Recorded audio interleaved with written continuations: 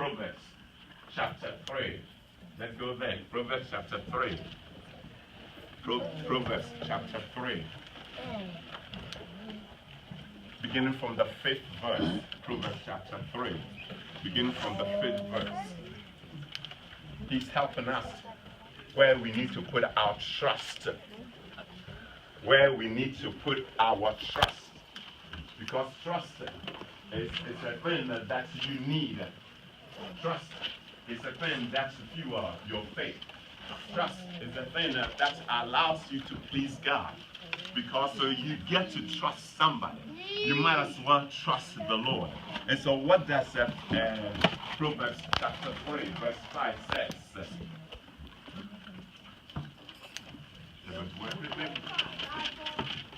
You know, the Bible just asks the ushers, they will give you one.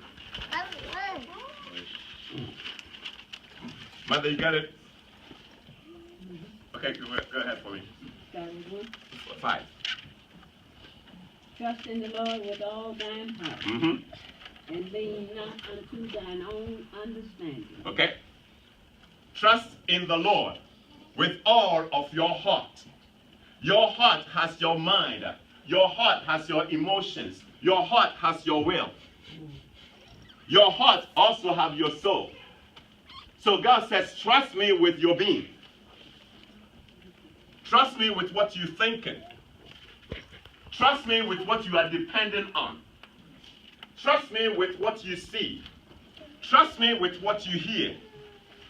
If you're going to trust anybody, trust somebody who can do something about your situation. That's right. That's right. Amen. Come on now. Say that again. Don't waste your trust on yourself when you cannot help yourself. Well, amen. Don't trust that. So it says, don't lean on. Don't depend on. Don't cast all your cares on something that is not well able to help you. You want this table moved.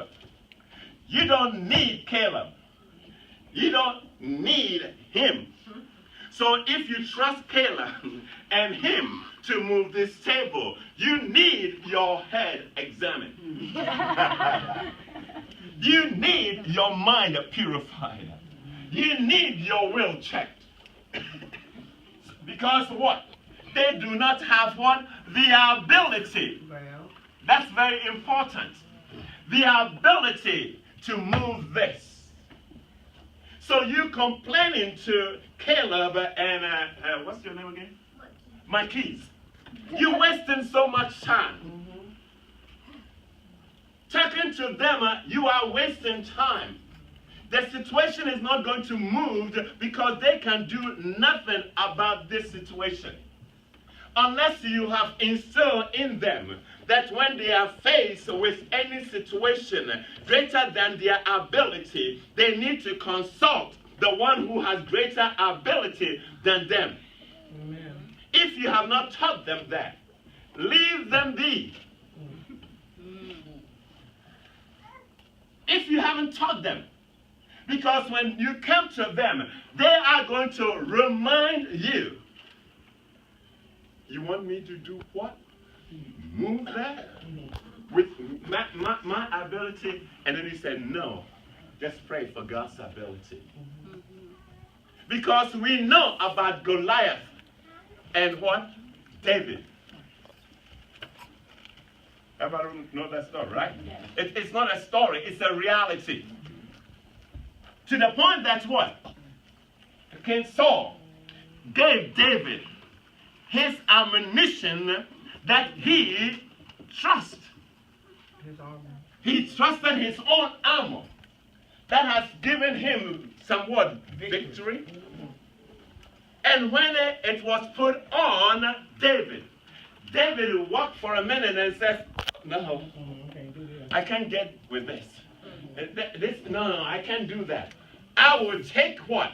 What I already have is the trust in God who has helped me to take care of birds, the lions, and anybody else who has come against me. I can trust that rather than trusting in you so that I don't really know very much. I've never used your armor before. That's right, that's right.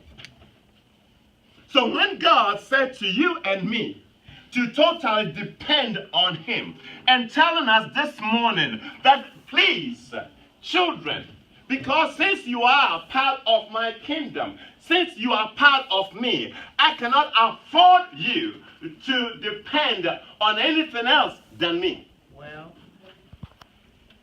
So when you go to John chapter 15, verse 3, verse 2 and 3, check that for me.